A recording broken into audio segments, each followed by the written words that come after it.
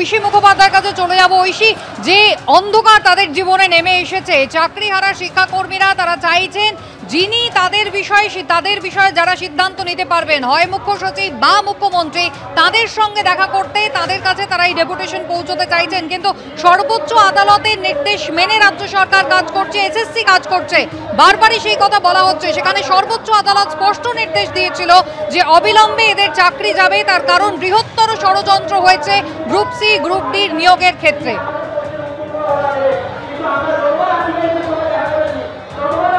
দেখো, এই মুহূর্তে তারা হাওড়া ময়দান থেকে মিছিল করে এসে যে সুকান্ত অর্থাৎ যে বঙ্কিম সেতু আছে সেই সেতুর নিচে অবস্থান করছেন।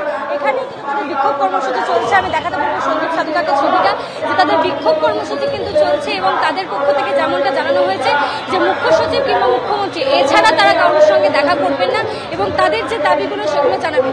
আজকে এই যে আপনারা আন্দোলন করে এখানে এলেন, সরকার পক্ষ তো বারংবার বলছে সুপ্রিম কোর্টের নির্দেশ মেনেই আমরা সব করছি, তাহলে এই আন্দোলন এই বিক্ষোভ কি কোনো মানে রাখে? মানে কি কারণে আপনারা কোন অভিযোগ জানাতে আজকে এখানে? আমাদের বক্তব্য কি, সুপ্রিম কোর্টে তো সরকার গিয়ে গোটাটাকে ঘুরিয়ে দিয়েছে। আমাদের বক্তব্য, যদি সরকার আমাদের শিক্ষাকর্মীদের ৩,৩৯৪ জনকে সার্টিফাইড লিস্ট প্রকাশ করে যদি জমা দিতেন, তাহলে আজকে আমাদের এই অবস্থা হতো না। আর এই সুপ্রিম কোর্টে পর্যন্ত যাওয়ার যে ঘটনা, এর জন্য সম্পূর্ণ তো রাজ্য সরকার দায়ী।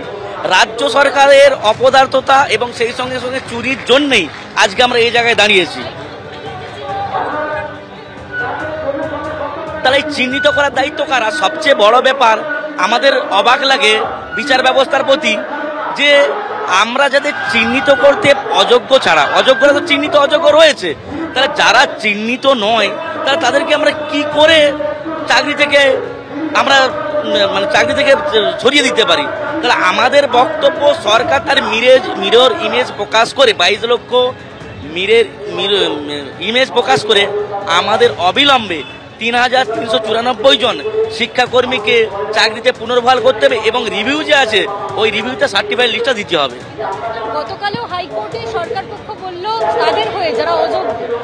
সবচেয়ে লজ্জা লাগে, হাইকোর্টের একজন বিচারপতি, জানি না উনি কি খেয়ে হাইকোর্টে বিচারে গেছিলেন জানি না, উনি সেখানে গিয়ে অযোগ্যদের হয়ে যেভাবে লড়াই করছেন, যদি ওনার মানবিকতা মনুষ্যত্ববোধ বলে যদি সামান্য থেকে থাকে, তাহলে উনি যোগ্যদের হয়ে এই প্রায় 26,000-এর মধ্যে 19,000 যোগ্য শিক্ষক শিক্ষিকা ও শিক্ষাকর্মীদের চাকরির জন্য লড়াই করতেন। তা না করে নিজেরা চুরি করেছে, সেই চুরিটাকে ঢাকা দেওয়ার জন্য হাইকোর্টে গিয়ে অযোগ্যদের হয়ে সওয়াল করছে। নবান্ন যেতে পারলেন না, মুখ্যমন্ত্রীর সঙ্গে সাক্ষাৎ এখনো অবধি অনিশ্চিত, আপনারা কি কোনো অবস্থান শুরু করবেন?